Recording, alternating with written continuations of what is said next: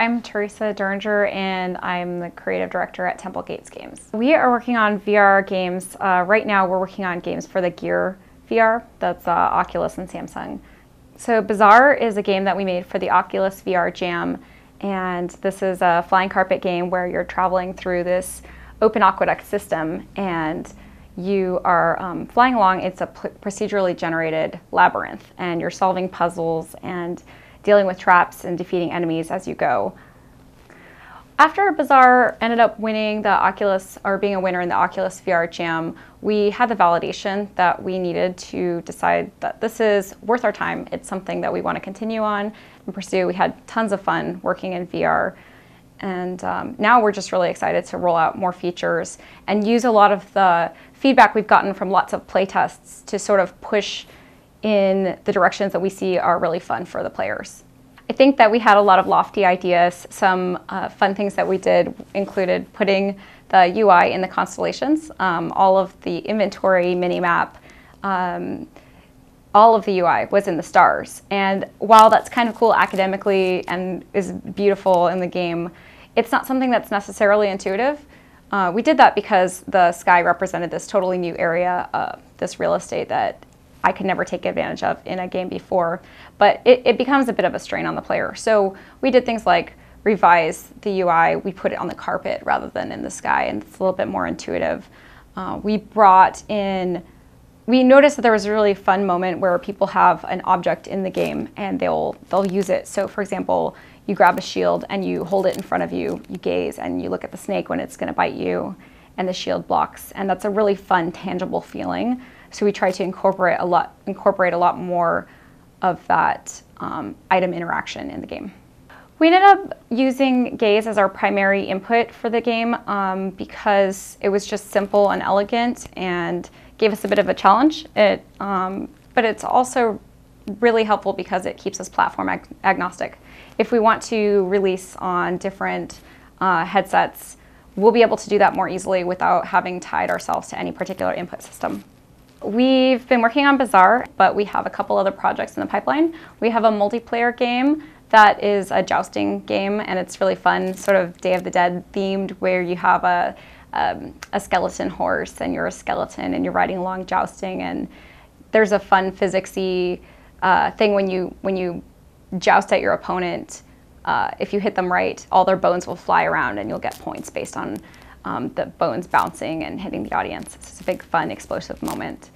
We're working on some asymmetrical gameplay too, with using different kinds of headsets and doing more multiplayer games. Because I think one of the things for us is we find that VR is really isolating.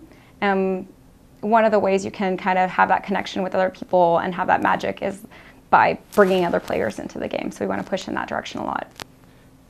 We are dedicating ourselves as Temple Gates Games to VR. And we're in love with this crazy new medium, and we want to see it succeed.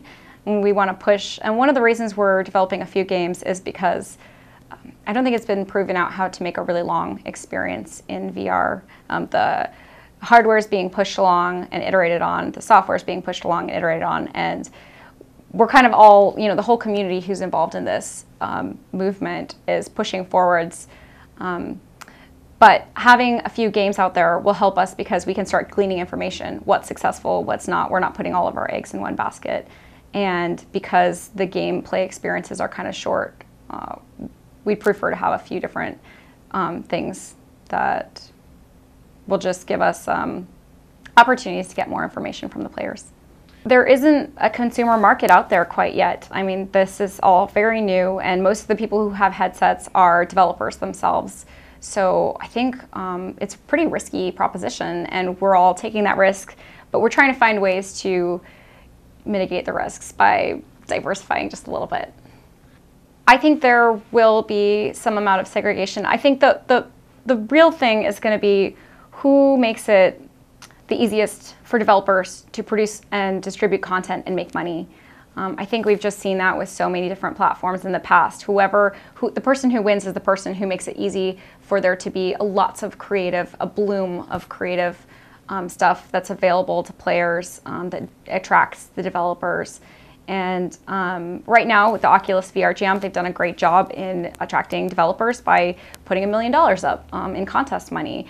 We'll see with the different stores what percentages people are going to take from developers, how easy it'll be to move through certification processes and things like that.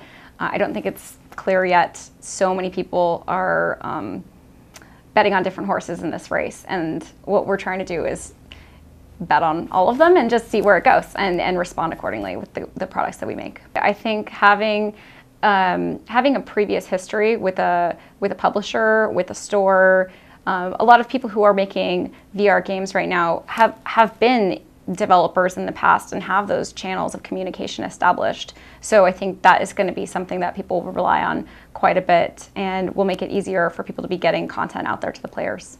We have some experience with different publishers. Everyone who's at this company, it's really small, but we've all had quite a bit of AAA experience, from working on things like Blizzard to Spore to SimCity. We have a Plants vs. Zombies creator here. So we've got that, and then we've been working on indie games for a while, so we've been trying to figure out those channels of communication and handling them ourselves. So I think we have a good foot in the door, and we'll just have to see who bites and who is interested in the things that we're making, and hopefully that'll go really well.